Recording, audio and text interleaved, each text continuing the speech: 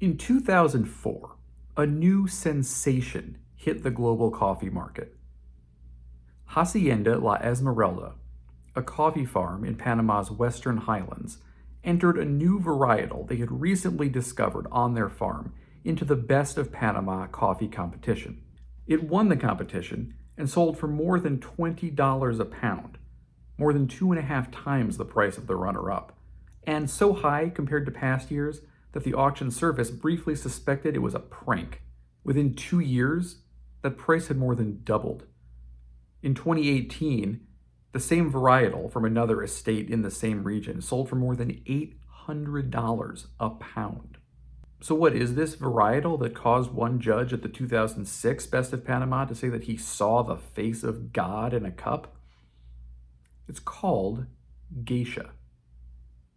To understand how we got to Geisha, it's necessary to understand a little something about the history of coffee as a commodity. The coffee we mostly drink today, or entirely if we're drinking good coffee, is coffee Arabica. It has this name because when the species was classified in the 18th century, it was believed that coffee came from and was grown only in Yemen. This wasn't the case. Coffee originated in the highland forests of southwestern Ethiopia. The version that made it across the Red Sea to Yemen was one that was sufficiently well adapted to growing in Yemen's more arid climate, and it was that version that eventually spread around the world and adapted to new climates as far away as Central and South America and Indonesia.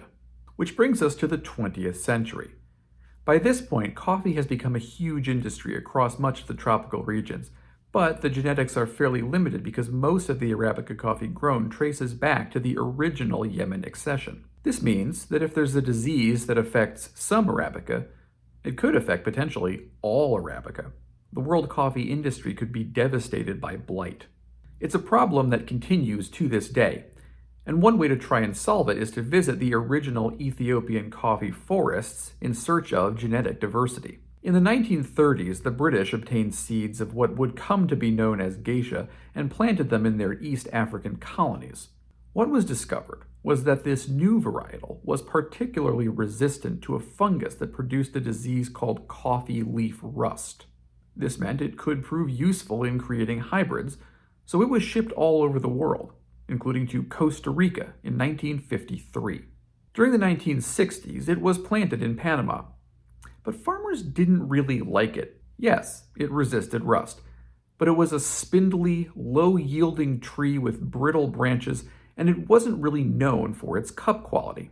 For decades, geisha trees languished in obscurity on Panamanian hillsides, until the Peterson family at Hacienda La Esmeralda rediscovered it. Geisha is a success story born of terroir. The microclimates of the mountains of western Panama, with tall shade trees, cooler nights at altitude, and ocean breezes from both the Atlantic and Pacific, turn out to have been the perfect mixture to unlock the flavors of geisha. Not everyone has been so successful.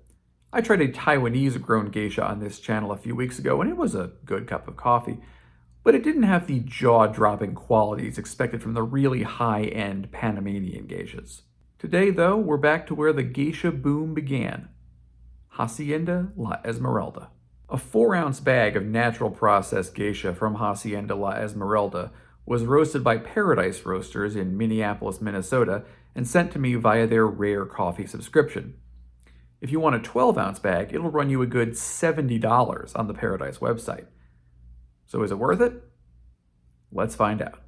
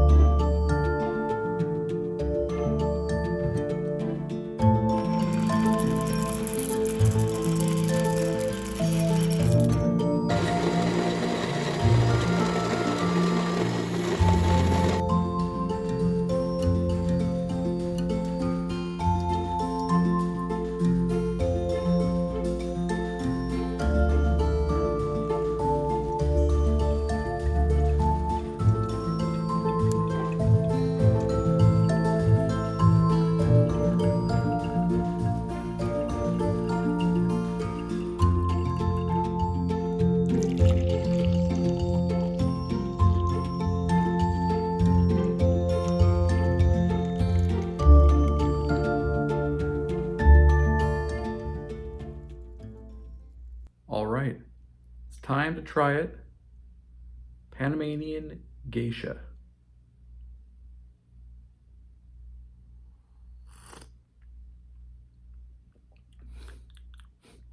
Mm.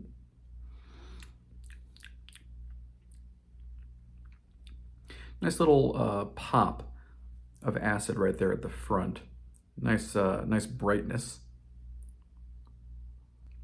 We'll see as I keep going, but I'm inclined to say that the body is not as light as I maybe would have expected. Now, this is a natural process, so to the extent that the beans themselves are going to produce maybe a lighter, more delicate cup, once you've kind of added back in some of that fruit sweetness by producing the beans by the natural method, drying them in the fruit, that may give some back to the body. I'll probably have to do a little more research on that because I'm just sort of making that up in the moment, but makes sense to me. I mean, one thing is for sure, this is not your ordinary cup of coffee. It's very fruity. Although this one is pretty good because, well, maybe I'm just getting more used to it. When I first started drinking natural processed coffees, I kind of felt like, boy, these all taste the same. Because you kind of have that big cherry, that big fruit note right off the bat. And that frequently overwhelms a lot of the other flavors, or at least I thought so. The more naturals that I have, the less I find that to be the case. And so I don't know if I've just gotten lucky with some, pretty good naturals over the past 9 months or so, or if I'm just kind of getting used to that base natural flavor, and so it's allowing the other flavors to shine through. Because if it were the case that natural flavors or natural processed coffees really all have the same kind of primary flavor, I don't think that you would see them get a lot of the scores that they do. So it's probably the case that I'm becoming more used to drinking a natural processed coffee. And I would definitely say cherry is a key note in this. And I think a lot of that does come from the fruit itself. But you really do have this brightness over the top that's sort of like a sweet citrus or kind of a mid-range citrus. It's definitely not the more bitter citrus like a grapefruit or a lime. It's definitely more like a sweet lemon. I think on the bag, what they cited was bergamot or bergamot. I forget how you pronounce that. So that's kind of in that ballpark, sort of a small orange, if I'm recalling correctly. Definitely a real solid level of acid. It's not overwhelming or like astringent, but you really get a lot of that kind of lemony, sort of lemony brightness on the tongue, but it's not completely overpowering all of the other flavors. There's still that cherry, and I'm trying to pick out a little more of maybe the floral here. There's definitely something kind of flowery in there. I don't personally feel super well versed in floral aromas, different floral scents and flavors, such that I can really comment on it. They describe it as jasmine. Sure. That may be something that I need to look into, try to learn up on my floral scents a little. I mean, one thing that's real nice in this is there's really almost no bitterness. And it seems odd to say, right? Because we think of bitter as kind of a key component of coffee flavor, but a lot of that comes from the fact that historically, most coffee has been over roasted. And to some extent, that's by necessity. I would say that it's probably only in the last few decades at most that supply chains have gotten short enough that you can get coffee to the end table, as it were, without it having been waiting for a really long time, such that, the flavors have maybe kind of degraded, or, they weren't that good in the first place, the processing wasn't that good at the source, whatever. And so bitterness comes in the roast, and those coffees had to be roasted pretty heavily because the bean quality wasn't good enough not to do it. So it's pretty recent that you're seeing a lot of like light and medium light roasts of really high quality beans that have maintained their quality from the source. They didn't have to travel on a boat for 6 months. So you're seeing these modern day specialty coffees where bitterness kind of is not a key part of the flavor profile anymore. And it is sort of interesting to think of coffee that way, if you're not kind of used to it. But, coffee is a plant and, a fruit and then a seed, and you're consuming, the ground up seed steeped in boiling water or close to boiling water. And what you should be tasting is the plant. Yes, you need to roast it to make those flavors kind of acceptable and to kind of bring out the flavors. But if you roast them too much, you don't get the plant anymore. You really just get what you did to it. So this is why I love light roasts, or medium light, medium at most. I really don't prefer to go any darker than that unless, I have to, basically. So yeah, the lack of bitterness is particularly noticeable because it makes you realize that not so much of that is from coffee itself. It's really more about how we roast it. And we can choose not to overdo it and to really just bloom these floral flavors and fruit flavors and maybe, spice and chocolatey notes, but we don't have to roast it so hard that it just becomes this bitter, dark drink that just tastes like, smoke and charcoal. And look, there are ways to do dark roasted coffee that is not that unacceptable. And, if you like dark roasted coffee, I'm not going to tell you don't drink dark roasted coffee, you heathen, but if you really want to get into coffee, light roast, medium roast, that's really where you want to be, because I think if you want to get into coffee, you should be wanting to taste the plant, the fruit, the seed, the terroir, and not the roaster. So with all that said, is this worth it? And I would say yes.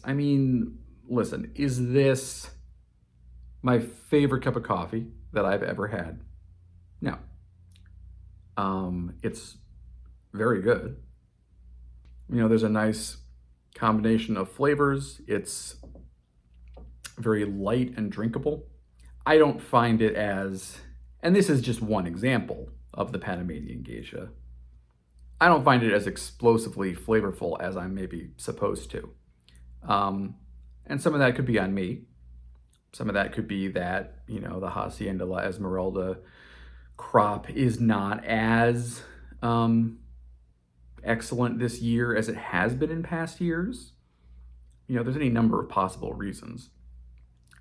Certainly, end user failure is one possible reason. Could this have been brewed a little, better by somebody who's a little more of a professional? It's possible, yeah. But when you think about the cost of this, right? So we're talking $70 for 12 ounces, which sounds insane. But 12 ounces is 12 cups of coffee. So that's less than $6 a cup. If you went to a specialty coffee shop and they said, hey, We've got Geisha in. It's this very rare, cool varietal. It's supposed to be incredibly flavorful. We're charging $6 for a 12-ounce cup. I don't think you'd blink. It's only because you see the big number for the whole bag, but 12 ounces is essentially 12 cups of coffee, 12 full cups of coffee. I mean, this is about a 13, I think I poured about 13 ounces final product in here, roughly. You have to kind of be willing to experiment a little. This is different from a lot of the coffee you've had before, probably, unless you're already really into specialty. And, if you are, great. I support that wholeheartedly. But, if this is like one of your early forays into specialty, maybe you build to Geisha a little bit. You don't need to go out and spend that kind of money right away. You can get excellent specialty coffee for $20 a bag, 12-ounce bag. You don't need to spend $70. But again, bear in mind, amortized over the number of cups that you can get out of a 12-ounce bag, which, if you make a pour over with 28 grams of ground coffee, that's a pretty full pour over for a standard morning. It's no longer that expensive. And, maybe you don't make your coffee as perfect as they would make it at the store. And so, you'd prefer not to spend that much if you're making it at home, and that's completely understandable. But you are, at that point paying, a little more for the quality of the bean and the roast, and not so much for the preparation. Ordinarily, you kind of get away with, okay, I'm not paying for prep, great, so this is only going to be a $2 cup of coffee that if I was at the store would cost me $5 or $6. And this is going to cost you $5 or $6 at home. But, how interested are you in checking out, different varietals and all that stuff? So that's what it comes down to, I would say, is just, yes, this is a very good cup of coffee. I'm hard pressed to describe it as transcendent. God in a cup, maybe a little much. I've had coffee that I was more excited by. But it's very good. Very, very good. And it's cool that you have this varietal that kind of made this journey and was rediscovered. And, it's a fun part of coffee's story. And so you kind of, you get to be part of that.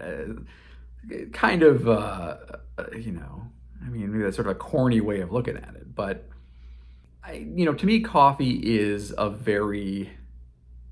in its way, is a very romantic product, just because of where it came from, the way it moved around the world, all the different places you can find it, all the different ways that it can be grown and processed. And, I'm okay with paying more for coffee. We should pay more for coffee. Honestly, coffee has been, probably problematically cheap for a long time. So, to some extent, if this kind of normalizes paying a little more, I'm fine with that. As long as the quality is there, certainly. I don't want to pay more for something that's like half Robusta or whatever. But, I will pay more happily for high-end Arabica. And this is high-end Arabica. So, that's it for this episode of Rob's Coffee Journeys.